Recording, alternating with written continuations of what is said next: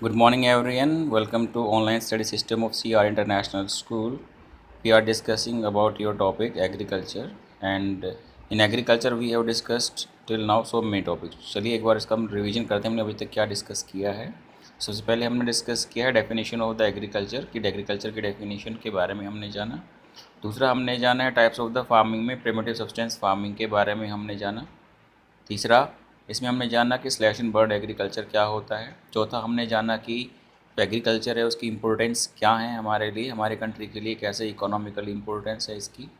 अगला हमने जो जाना वो जाना इंटेंसिव सब्सटेंस फार्मिंग के बारे में, कैसे की जाती है, क्या इसके करेक्टरिस्टिक्स होते हैं। नेक्स्ट हमने जाना कमर्शियल फार्मिंग के बारे में एंड इट्स करेक्टरिस्टिक्स के बारे में, and later on we discuss about the plantation as well. इसके बारे में प्लांटेशन में भी डिस्कस किया।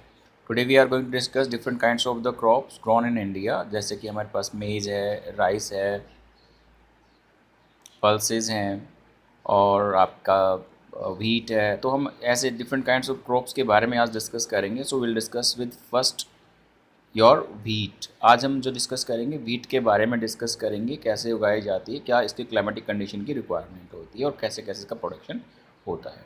तो this is the second staple diet in India. सबसे जो हमारा इंडिया है उसके अंदर सेकंड स्टेपल डाइट है जो यूज़ की जाती है।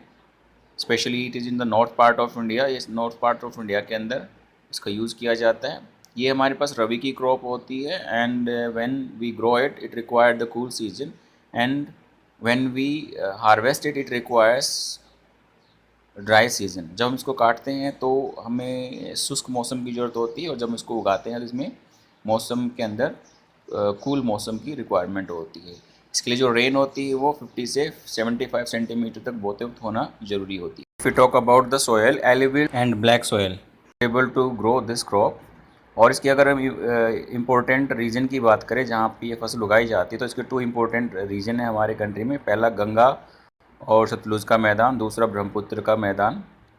एक्सेप्ट इट्स साउथ इंडिया में जो ब्लैक सोयल का पार्ट पड़ता है वहाँ पर भी इस फसल को काफ़ी ज़्यादा उगाया जाता है। इसके अलावा जो मेजर स्टेट्स की अगर हम बात करें तो मेजर स्टेट में सबसे पहले जो हमारे पास है उत्तर प्रदेश है, दूसरा पंजाब है, तीसरा हरियाणा है, चौथा राजस्थान है, बिहार है और मध्य प्रदेश है। ये इसके मेजर प्रोड्यूसिंग स्टेट है। Now next we are moving to the next crop of India, that is rice.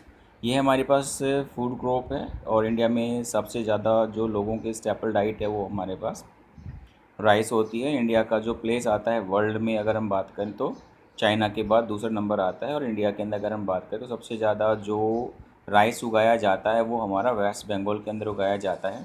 Waste Bengal में इसकी 3 फसलें ली जाती हैं जिनको अमन, ओस और बोरो के नाम से जाना जाता है। ये खरीफ की फसल, मेजर रूप से खरीफ की फसल है जिसको गर्मियों के अंदर उगाया जाता है।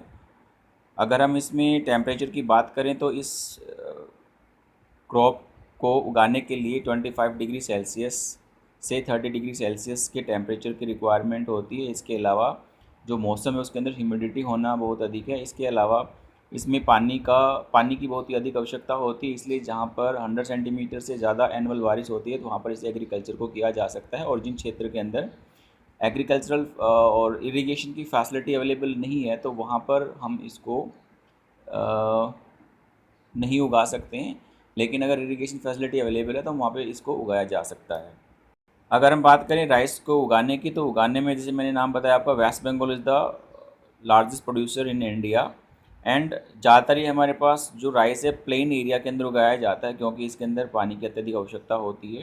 इसके साथ साथ जो हमारा कोस्टल प्लेन पड़ते हैं हमारे पास उसमें भी इस फसल को उगाया जाता है। इसके अलावा जहाँ पर इरिगेशन सिस्टम को डेवलप किया गया है वहाँ पर इस फसल को उगाया जा सकता है। हम लोग इरिगेशन सिस्टम जैसे कैनाल सिस्टम है या फिर ट्यूबवेल सिस्टम है, वहाँ पर हम लोग इस फसल को उगा सकते हैं। सॉयल की अगर हम बात करें तो अगेन प्लेन सॉयल जो हमारा मिट्टी जो होती है नदियों के द्वारा जो डिपॉजिट की जाती है, एलुवियल सॉयल इसके लिए बेटर होती है।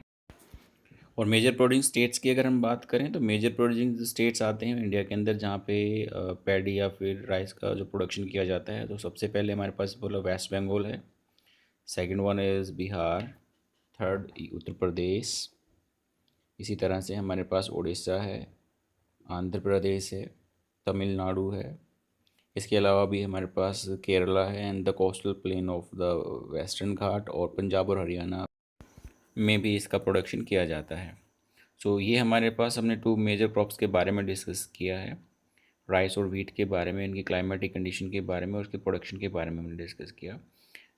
अगर आपको इससे रिगार्डिंग किसी भी तरह की कोई प्रॉब्लम होती है तो आप गूगल के कमेंट बॉक्स में बता सकते हैं। I will really help you out. Thank you, see you in the next video. Thank you.